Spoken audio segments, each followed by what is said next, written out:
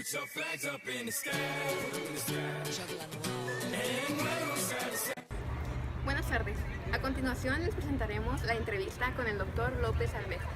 ¿Cuál es su nombre? ¿Nos podría explicar qué? Mi nombre es José Jesús López Armejo, soy doctor en Ciencias Sociales con especialidad en Relaciones Internacionales, tengo una maestría en Relaciones Internacionales y también estoy en mi licenciatura en Estudios en Relaciones Internacionales.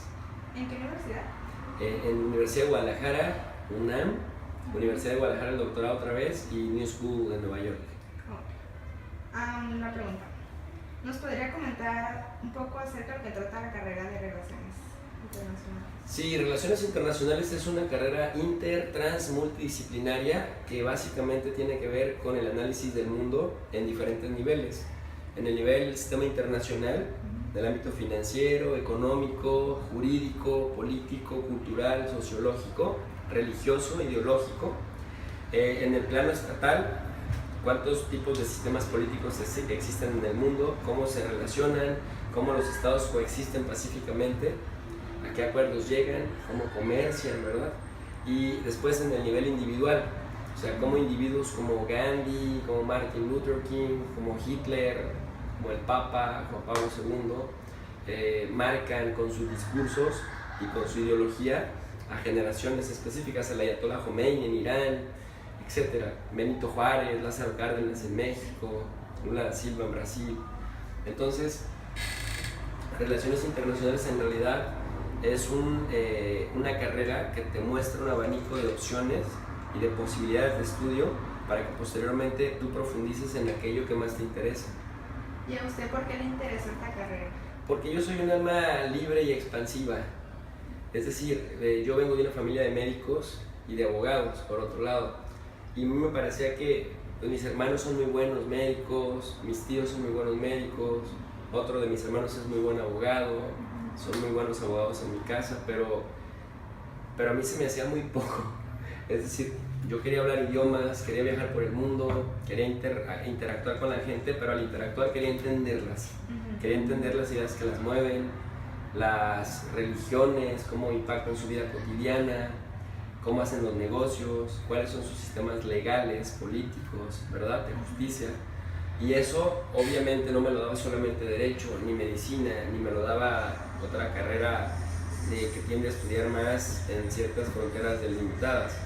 Entonces, en mi caso, Relaciones Internacionales significó para mí una oportunidad para ver el mundo de manera organizada, sistematizada y prácticamente de manera sincrónica, es decir, en periodos cronológicos. ¿Y del 1 al 10, cuál fue su expectativa sobre la carrera? 10. ¿10? ¿Qué es lo más difícil que considera de la carrera?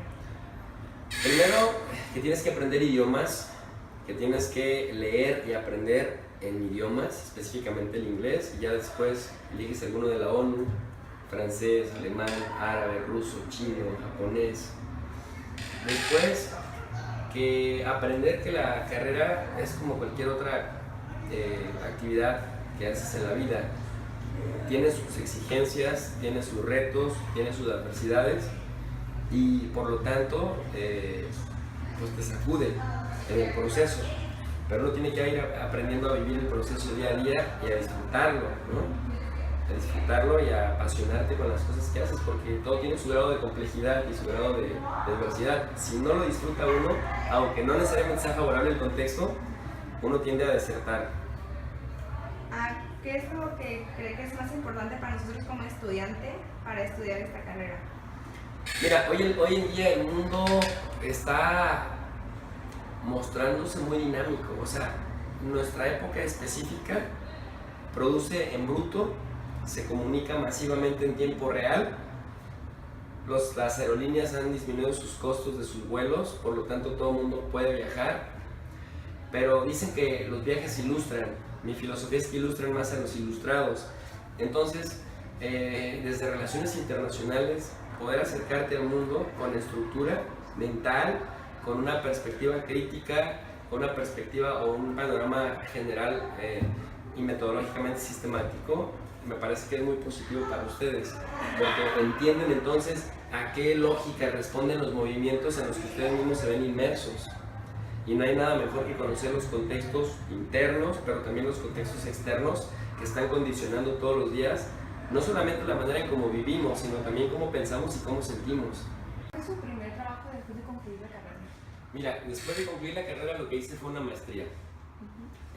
Yo en mi carrera en aquella época, estoy hablando del año 2003, 2004, que fue cuando egresé de la licenciatura, nada más teníamos dos modalidades de titulación, hacer tesis de licenciatura o hacer tesina. Y en mi caso yo hice tesis, pero la empecé a hacer desde cuando empecé a tomar mis seminarios, de tal suerte que cuando acabé mis créditos también concluí con el trabajo. Pude hacer mi tesis de inmediato casi y hice trámites a la UNAM. Entonces yo concluí casi con tesis en mano y rápido de cuenta terminé en junio mi licenciatura, o en agosto, no, julio, y ya para septiembre yo ya estaba empezando clases como si no hubiera terminado en la UNAM. Entonces, más bien yo empecé a tener trabajo cuando egresé de la maestría y fue como docente. Me contrataron del Tecnológico de Monterrey, Campus Guadalajara. Yo vivía en el Distrito Federal, pues vivía en la UNAM, bueno, estudiaba en la UNAM y me especialicé en el Medio Oriente. Entonces, como hay muy poca gente en Jalisco que trabaja el tema de Medio Oriente, pues profesores de Medio Oriente, Asia, el Cáucaso, geopolítica, éramos muy requeridos. Y aunque nada más tenía maestría, en ese tiempo contrataban para medios tiempos con maestría. Entonces ese fue mi primer trabajo. Pude mantenerme de mi pasión, ¿no? Y me consideré muy afortunado por eso. ¿Y aquí en Tijuana hay personas que se dediquen al Medio Oriente? Pues seguramente de haber. Yo no conozco muchas, ¿no? Solamente cuando veo el espejo. ¿Qué país recomienda para irse de intercambio en esa carrera y por qué? Eso depende de tus intereses. Porque los intereses estudiantiles o académicos tienen que ver con tres aspectos. Tiene que ver con la cuestión del idioma que quisieras perfeccionar o practicar. Tiene que ver con tu interés académico conceptual, es decir, si te gustan temas de democracia, de medio ambiente, de desarrollo, de pobreza, de conflictos. Y también tiene que ver con el tipo de país en el que te gustaría estar.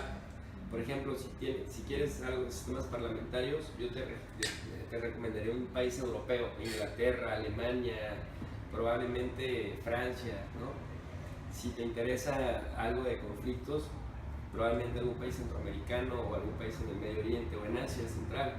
Si te interesa algo de religiones, ¿no? Italia, España, Irán, pero ahora sí que esto depende de tu interés académico.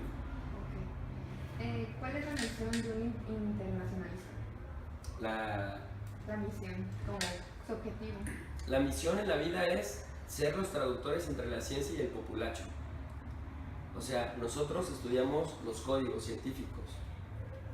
Quienes nos dedicamos a la investigación también tenemos que codificar esos códigos para entonces explicarle a la gente cuáles son las tendencias dominantes que más nos afectan y, como le decía hace un rato a tu compañera, que nos afectan incluso la forma en la que pensamos y sentimos.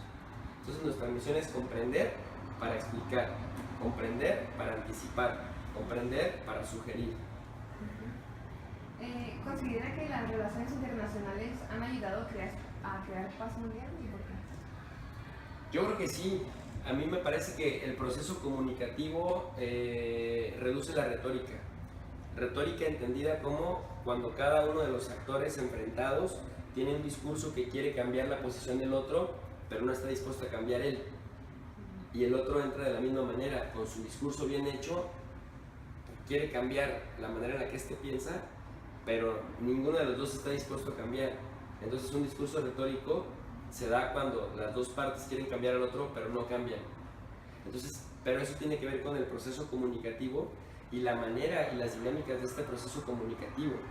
Por lo tanto, Relaciones Internacionales crea las condiciones para que quienes conocen de relaciones internacionales con minúsculas y quienes no las conozcan puedan saber de qué se trata, en dónde se originan las decisiones, cuáles son las estructuras armadas, ¿no? De tal suerte que al entender eso sea más fácil comprender y reducir, o más bien incrementar la tolerancia y reducir la ignorancia que generan los discursos de odio, las ideologías, los fanatismos.